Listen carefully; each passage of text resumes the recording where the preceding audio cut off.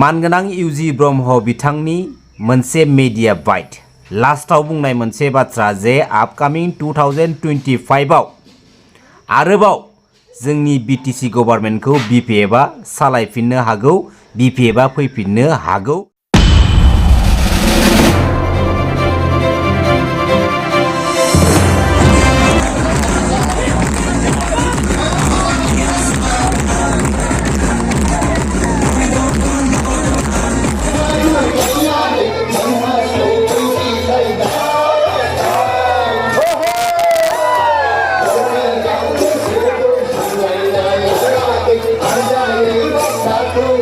এটা আন্দোলনক নেতৃত্ব দিছিলে দল নেতৃত্ব দি আহিছে 17 বছৰ নেতৃত্বত সরকার চলাই আছে এটা পৰ্যায়লৈকে তেওঁৰ এটা আশা থাকিব আকো 2025 লৈকে তেওঁ মানে চেষ্টা চলাই থাকিব আকো ঘূৰি আহিব পাৰি নেকি 25ৰ পিছত হাগ্ৰামাৰ চিন্তা যদি চেঞ্জ হৈ যায় এইটো মই ক'ব নোৱাৰো চেঞ্জ হৈ যাব পাৰে 25ৰ পিছত।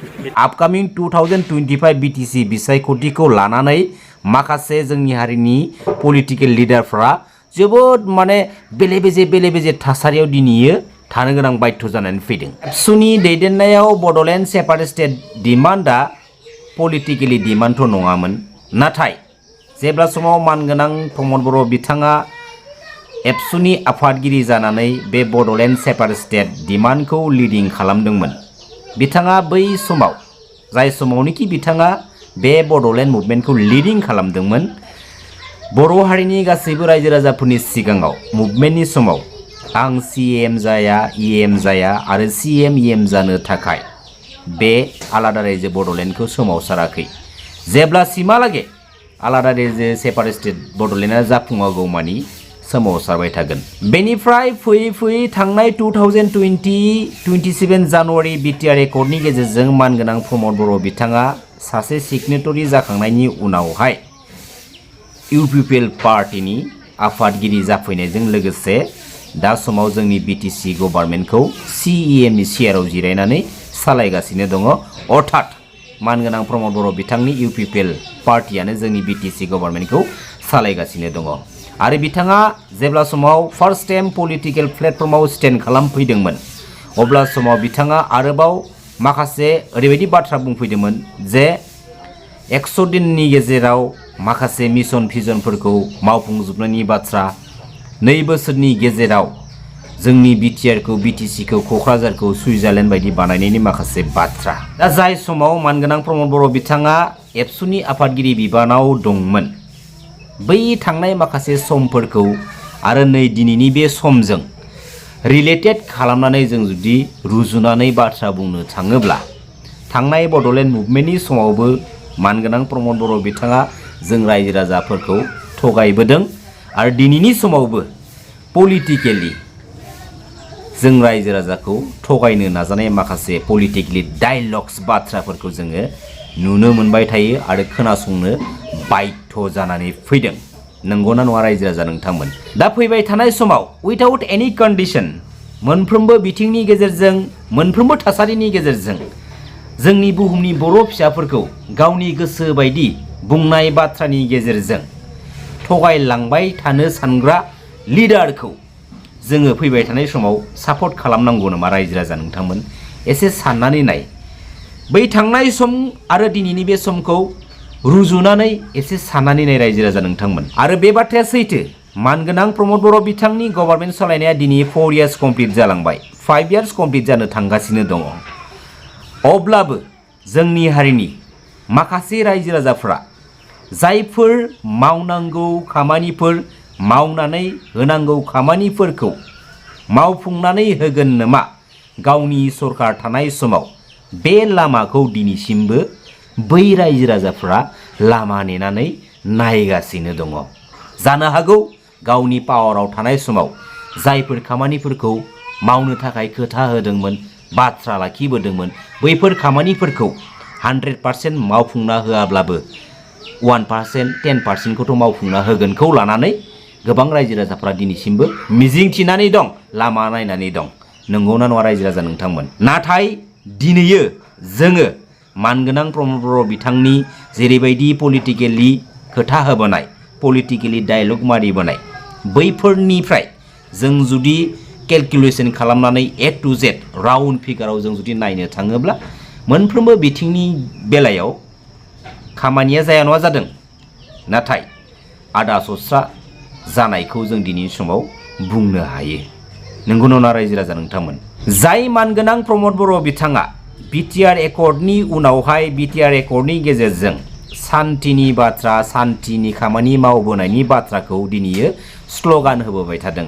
नाथाय बिथांनि दैदेननाय सरकारनि समावनो जोङो बिथांनि पार्टिनिनो माखासे बिबानगिरिफोरखौ बे सान्थिखौ क्रस खालामनानै असान्थि माखासे थासारि लाबोनाय नुथायखौबो जोङो नुनो मोनदों। आरो बिथांनि दैदेननाय सरकारनि समावनो दिनैयो सोरबा सासे बर' फिसाया सोरबा गुबुन हारिजों बुग्लिजानाय माखासे नुथायफोरखौबो जों नुनो मोनदों। अब्ला दिनैनि समाव थारैनो जुदि सान्थिनि खामानि मावदोंब्ला, थारैनो जुदि बे BTR एकर्डनि उनावहाय सान्थिया जुदि फैमारबायब्ला, अब्ला दिनैनि समाव बेफोरबायदि असान्थि लाइननि माखासे नुथायखौ जों मानो नुनो मोनखो? आंनि नलेजाव, आंनि मोन्दांथिनायाव दिनै जोङो मानगोनां प्रमद बर' बिथांखौ दुसिबाय थाबाल' जाया। आरो जोंनि हारिनि गेजेराव जेसेबांखिनि लिडारफोर दङ, पलिटिकेल लिडारफोर दङ, जोङो सोंखारिलायबाय थाबा जानाय नङा। नाथाय जोङो माखासे पइन्ट्सफोरखौ लानानै, जायफोर पइन्ट्सफोरनि एगेन्स्टआव हेंथायै जोङो बाथ्रा बुंथावनांगौ माखासे नुथायखौ नुहुरोब्ला जों बुंनांगौ बाध्य जानानै फैयो। दिनै सोरबा गुबुन पलिटिकेल पार्टिनि लिडारफोरजों डमिनेट खालामजानानै गावनि न'आवनो सालायहोजाबाय थानाय बा सालायहोजाबाय दं नामा, बेफोरबायदि माखासे बाथ्राखौ लानानै जों कनफिउसाव दं। जोंनि हारिनि माखासे रायजो राजाफ्रा कनफिउसाव दं। मानि थाखाय कनफिउस मिथिगौना? दिनै जोंहा न'खराव मोनसे पलिटिकेल पावार दङ। जोंनि न'खरावनो जोंनि सुबुंफ्रानो दिनै गोसोबायदि सालायनो हानाय जोंहा राइट्स दङ। नाथाय अब्लाबो जोंनि थाखानाय बे पलिटिकेल लिडारफ्रा दिनैनि बे समाव आफ्टार अल BTR एकर्डनि उनावहाय मानो गावनि BTC एरियायाव, गावनि न'खरावनो गावनि आखाइनि पलिटिकेल पावारफोरखौ मानो गोसोबायदि बाहायनो हायाखै?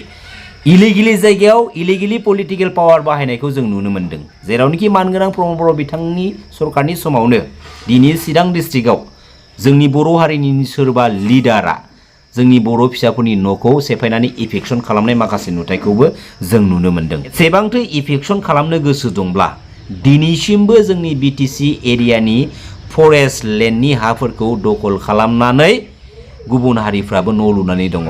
बैफोरखौबो हायोब्ला जायफोर गुबुन हारिफोरानोखि दिनैनि बे समावबो फरेस्ट लेन्डनि हाफोराव दखल खालामनानै न' लुनानै दं, बैफोरखौ इफेक्सन खालाम। दिनै सोरबा गुबुन हारि पलिटिकेल लिडारजों डमिनेट खालामजानानै, इउसलेस खालामजानानै बैफोरनि रागाखौ जोंनि हारिनि सोरबा बर' फिसानि बिखुङाव गारसिनना जाबसिनना इउज खालामनो सानदों नामा? बिदिया जानाय नङा, चान्स नाय नङा। मिथिबाय? बेखायनो फार्स्ट अफ अल जोंनि बर' हारिनि जेसेबांखिनि रायजो राजाफोर दङ, रावबो पलिटिकेल लिडारनि गोदै गोदै बुंफ्लानायाव नोंथाङा नोंथांनि बेसेन गोसा भटखौ ऐलाम दा खालाम।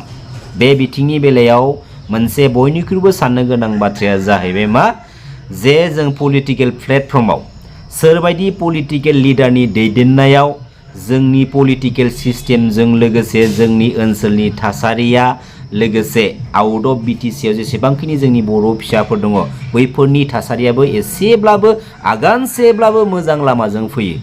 बैफोरबायदि लिडारखौसो जोङो फैबाय थानाय समाव जों सापर्ट होनांगौ। मिथिबाय?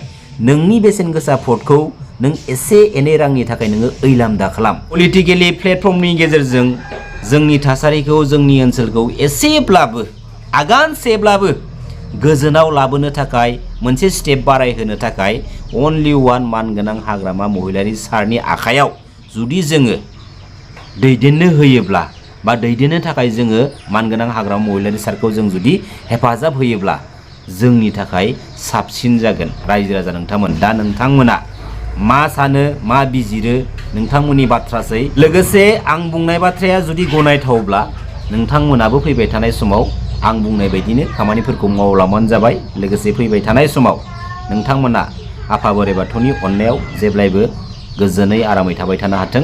खुलुमबाय। जै बर' हारिनि, जै बर' बिमानि।